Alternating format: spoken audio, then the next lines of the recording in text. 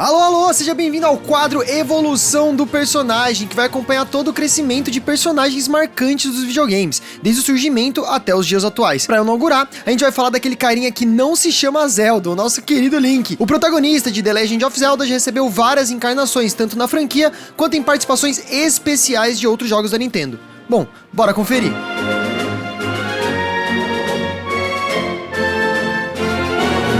O primeiro título saiu para Famicom no Japão e depois chegou ao Nintendinho nos Estados Unidos. Nele, o Link precisa juntar os 8 pedaços da Triforce para derrotar o Ganon.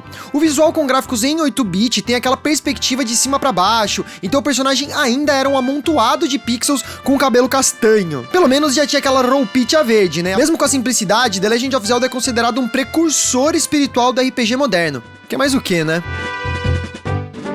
Menos de um ano depois, saía o Zeldinha 2, The Adventure of Link, que deixava de lado aquela visão clássica de RPG para colocar o herói num 2D muito louco, com elementos de plataforma. Mesmo ainda sendo em 8 bits, a evolução gráfica é notável, já que os jogadores podiam ver o personagem com muito mais detalhes na aparência e movimentação. É claro que tinha suas bizarrices, né, como o escudo da mesma tonalidade da roupa, mas faz parte. Também vale lembrar que essa foi a primeira aparição do Dark Link, que aparece em outros jogos da série também.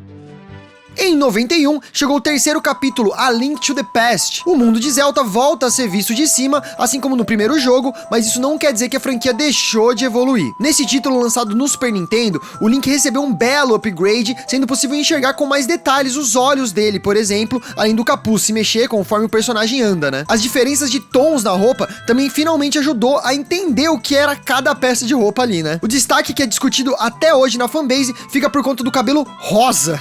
Ou seria um detalhe no chapéu? Aí fica a dúvida aí. Em 93, foi a vez da primeira versão de The Link's Awakening, que saiu lá pro Game Boy. Por ser em preto e branco, a direção de arte não era tão detalhada, nem o design do personagem. Mas é claro que isso não impediu o sucesso de crítica e de vendas também, somando mais de 12 milhões de cópias pelo mundo. Agora a gente vai sair um pouco da linha oficial para falar dos dois primeiros spin-offs da franquia, Link The Faces of Evil e Zelda The Wands of Gamelon. Os dois jogos foram lançados juntos pro CDI, que era um aparelho da Philips. O grande diferencial é que pela primeira vez, e única também na série, o Link aparece falando em cutscenes bem datadas atualmente. Já em The Wand of Gamelon, o protagonismo passa para a princesa Zelda, que parte em busca de salvar o Link e defender o reino. No ano seguinte, a princesa também protagonizou outro jogo da mesma linha, que é o Zelda's Adventure, mas esse tentou criar um ambiente mais realista, com direito à participação de atores até, velho. E o resultado foi bem bizarro no fim das contas. Ah, tenta enxergar o Link aí, ó. Detalhe importante, apesar da licença, nenhum desses jogos foi produzido pela Nintendo. De volta à franquia oficial, em 98 os fãs foram presenteados com o primeiro Zeldinha 3D, moleque. O revolucionário Ocarina of Time ditou vários conceitos que jogos de aventura seguem até hoje,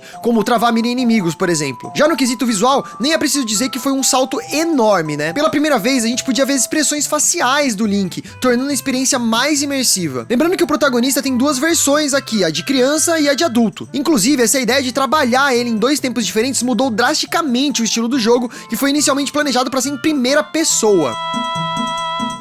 Assim que o Game Boy Color saiu, ele recebeu uma versão colorida do Link's Awakening. Não teve muita mudança gráfica, mas a nova versão permitiu incluir uma dungeon inédita com inimigos únicos e puzzles baseados em cores. Na virada do século, do ano de 99 para os anos 2000, a Nintendo deu um ar mais sombrio para a saga em Majora's Mask, que continuou 3D e tinha transformado o Link num boneco de madeira muito bizarro, meu bom. Ele também conta com outras aparências alternativas de acordo com as máscaras que são usadas, expandindo o leque da franquia, né? O mais louco é que, além do visual, essas transformações carregam atributos próprios e provocam reações diferentes dos NPCs, dependendo de como você estiver, né?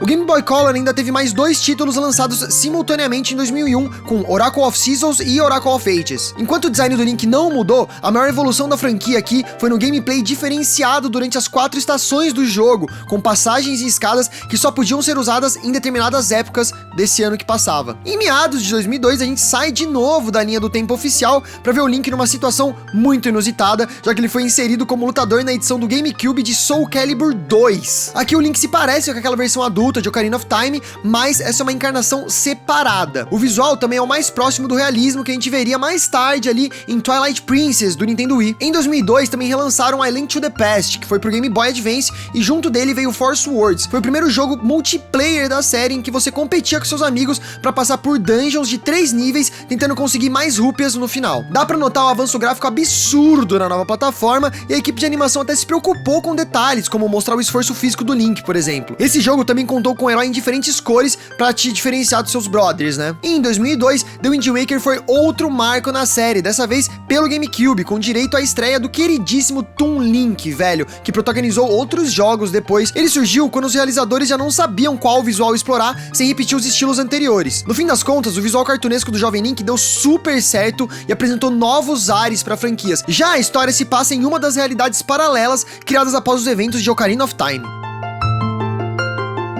Ainda no GameCube, em 2004, chegou o jogo Force Words Adventures, que tem um conceito bem parecido do co-op e competição lá do Force Words do Game Boy, mas o visual dá uma boa aprimorada na textura dos personagens e dos cenários, sendo que até a densidade do ar pode ser notada. 2004 também foi o ano de The Minish Cap, que elevou os níveis gráficos do Game Boy Advance até o limite e entregou um jogo belíssimo e cheio de cores, velho. Na história, o Link tá descobrindo a origem de Vaati e o nascimento das Force Words, que são elementos principais da sequência cronológica Force Words, né? Em 2006, chegou a vez de mais um grande marco da franquia com Twilight Princess. Finalmente, a gente tem uma visão realmente realista do herói e do mundo de Hyrule na franquia oficial. O protagonista recebeu expressões mais nítidas, né, e maior fluidez na movimentação, além de, mano, virar um lobo muito louco. Essa pegada realista aconteceu porque as vendas do Wind Waker não foram tão bem nos Estados Unidos, então a equipe quis fazer algo novo. O título ainda gerou um spin-off, né, o Link's Crossbow Training, focado na mecânica de arco e flecha, que era muito legal. O Nintendo DS estreou o mundo de Zelda em 2007 com Phantom Hourglass, que é uma sequência direta do Link cartunesco de Wind Waker. Apesar disso, o jogo tem diferenças pontuais, como a perspectiva de cima, que é recorrente nos outros títulos lançados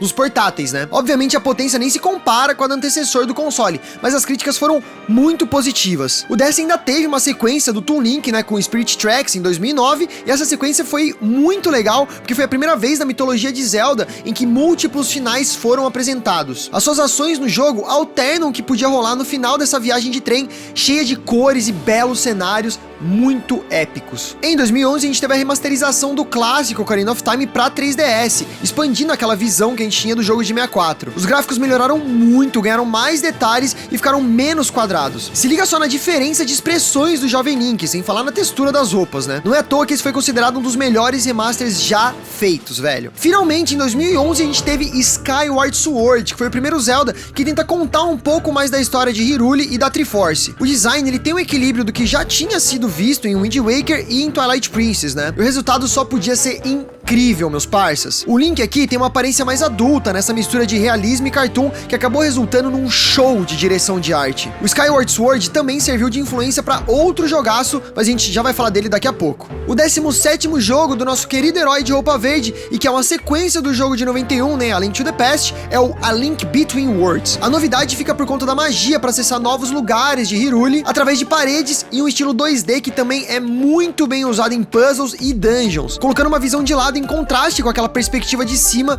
enquanto ele tá em 3D, e que aumenta muito mais as possibilidades de exploração dentro de Hyrule. O último título de 3DS foi o Triforce Heroes, que é uma sequência dos acontecimentos lá de Between Worlds, e com um gameplay e multiplayer parecido com o que a gente viu antes em Force Worlds, né? Mas dessa vez tudo em 3D. 3 Links de cores diferentes entram em dungeons para competir e coletar pontos para chegar no final. Em 2016 tivemos o remaster de Twilight Princess em HD pro Wii U, aprimorando o que já era incrível, né? Com a remasterização, os traços mais realistas do Link tiveram uma evidência ainda maior. Em 2017, finalmente, a gente teve aquela obra de arte que é Breath of the Wild. Foi a primeira aventura do Nintendo Switch que aprimorou muito mais do que foi visto em Skyward Sword e trouxe esse visual de encher os olhos com um novo Link, deixando a roupa verde de lado e colocando mais armaduras para serem usadas. Além das armas com sistema de durabilidade, o jogo foca na exploração do mapa e descobrimento da história através de memórias não obrigatórias, o que expande mais ainda a exploração. Vai de você descobrir e conhecer o que aconteceu na história de Hyrule.